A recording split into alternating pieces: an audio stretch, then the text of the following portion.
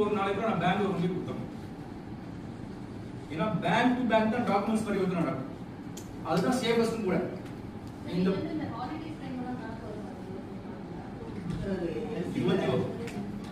கொஞ்ச நாளுக்குள்ள அது கொடுக்கலன்னா ஆட்டோமேட்டிக்கா அபார்ட் பண்ணிடும். எல்சி கணக்கு வேற, எல்சி டோட்டலா வேற. எல்சி விட்டுருங்க, எல்சி வந்து அது தனி சப்ஜெக்ட். சரிங்களா? இது வந்து நீங்க சொல்ற சார்னா எல்சில எத்தனை நாள் போட்டுருக்கானோ அத்தனை நாள் கொண்டு போய் நார்மல் பேங்கிங் ஹவர்ஸ் அது 21 டேஸ்ங்கிறது வந்து அதுக்கு எல்லாம் சேர்த்தான். பேங்கிங் ஒர்க்கிங் ஹவர்ஸ் தான், ஒர்க்கிங் டேஸ் தான்.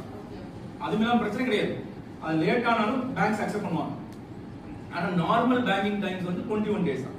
இப்போ என்ன பண்றீங்கன்னா அந்த 24 நாளுக்குள்ள உங்க டாக்குமெண்ட்ஸ் தான் நீங்க உங்க இன்வாய்ஸ் என்ன டாக்குமெண்ட்ஸ் நம்ம பார்ப்போம். இதெல்லாம் கொண்டு போய் நீங்க பேங்க்ல கொடுத்துறீங்க. அவங்க என்ன செய்வாங்க, அந்த டாக்குமெண்ட்ஸை போய் அந்த இம்போர்ட்டிங் கண்ட்ரிக்கு அனுப்பிடுவாங்க. அந்த இம்போர்ட்டர் இருக்கார்ல துபாயில இருக்காங்கன்னா துபாயோடைய பேங்க்கு அனுப்பிடுவாங்க.